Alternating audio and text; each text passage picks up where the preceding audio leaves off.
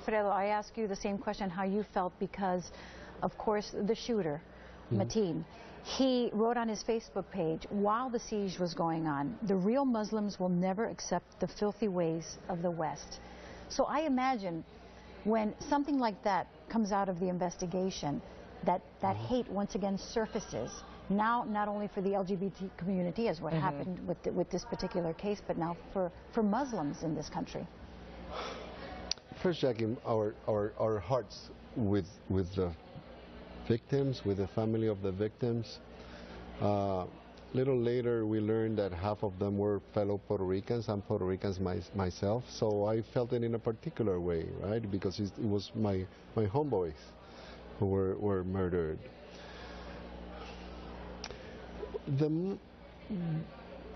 I suspected it was easy to suspect it was a terrorist act, like other mass murders in the past that have not been called terrorist acts. We have always called those also terrorist acts. So I knew it was a terrorist act. I became worried that it was a so-proclaimed Muslim because we ourselves are also victims of hate. And when it happened on a time when we were probably on one of our little peaks of public acceptance, because we're reminding on those days and celebrating the life of the American Muslim icon of Muhammad Ali and the example he was setting, and probably projecting to our fellow Americans what were the real aspirations of we Muslims, what were the real aspirations on every aspect, as a citizen, as a fighter for civil rights, as a minority who was oppressed, as somebody who stood here for his rights, and whenever he went, he was America.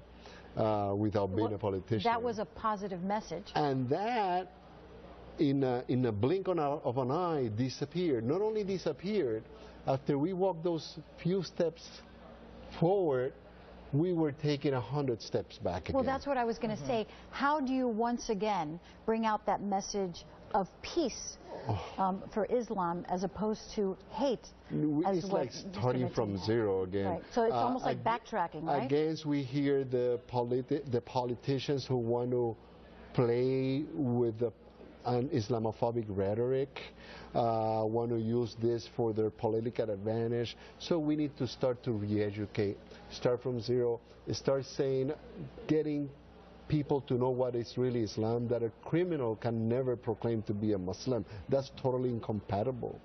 That a thug like this guy could never say, I'm standing for Islam. Muhammad Ali stood for Islam. This thug could never should not even mention the word of Islam. But that is not publicly known. Now, especially in these times of fear, people, and it's kind of normal too, they will fear a Muslim. A lot of people, they're misinformed, not because they intentionally want to fear Muslims, because they are probably fed by this hate discourses that have been going in this nation that are so dangerous to all of us, because the LGBT community are also victims of many hate crimes because of this fueling of hate rhetoric by some so-called religious leaders, politicians, the general public, the jokes, the same. We are a community that we are acquainted with each other, at least here in America, because we are fighting the same fights together. We are in the same struggles of civil rights together. So I'm going to tell you a beautiful story. That day, I'm the communications director for CAIR-Florida. I received dozens of calls from media from around the world that day, arranging interviews or wanting to interview. There was one personal call I received that day, and it was from Reverend Leah Brown. She's a reverend of an MCC church, an LGBT church in Palm Beaches, and instead of showing me her sorrow and asking me for help, she was calling me to tell me, Wilfredo, what do you need? What do you need from me and my community? And that really moved me. And I swear, she moved me to tears, because a community that was just victimized in a terror attack, outreaching to me because she knew that our community was also going to be soon targeted with Islamophobia. That is no different with when communities are targets with any phobia, well, xenophobia. if something positive has come out of this is that people really have come together, Yeah. and there is awareness now. I think a little, even more awareness for the LGBT community, especially. And it must be I also want to say that LGBT people are also Muslims. Yeah. Well, I think it's important to note that the LGBT community has not condemned and will not condemn Muslims as a result of what happened. No, you know, I have not heard a single. I have been to many vigils. I've walked in the streets these days.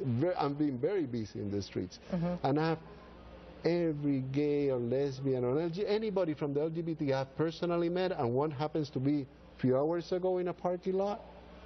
They came to me to greet me, to exchange some words that probably without this tragedy, it would be a casual day of one walking next to the other, probably nodding to each other. But that solidarity is evident now. Love. It's, you know, you can't respond to an act of hate with more hate. And that just feeds the fire. We want to put that fire out. And it must be heartening as well that the members of the LGBT community have really come together and they have raised millions of dollars for the victims. Yeah, and not just the LGBT community, and not just Americans. All over the world, you know, Sunday morning, and as an immediate response, we set up this fund, CAIR-Florida, on GoFundMe, and I checked it just a little while ago, and it's $4.9 million. Oh my God. And we also raised one that in Lunch Good, a Lunch Good campaign, and in 48 hours it's approaching $100,000 from the Muslim community. And I think that what's important to know is that the magnitude of the experience of these people, we have no idea how deep it is and how far it will go. And for those families who lost loved ones, they're dealing with, many of them weren't from here, so families are having to travel in. Many of them have immigration issues they need to deal with. You know, so those are the types of things that you're not readily aware that have to take place. The masses of injured are going to continue to have needs, physical therapy, therapy because of PTSD issues. Yeah, I mean, in 6 months it's not going to be over. You guys are going to have your work cut out ahead of you. But there was one message that really touched me, and it was from the LGBT community, and it said, "You can take my life, but you won't stop our voice." No. That was very poignant. No. You know, and as I mentioned before, this is not, you know, violence and oppression are not new to us. What is new is the magnitude of what we saw on Sunday morning. And, you know, there was Stonewall, which actually started the movement. You know, Matthew Shepard, that was horrific. So something positive, and that message has been able to come across after this horrific event. Some positive things have come out of it, and we're going to have to leave it there because we really have run out of time. Wilfredo and Cindy, thank you so much for joining us here on Impact. Thank you. You're watching NBC 6 Impact.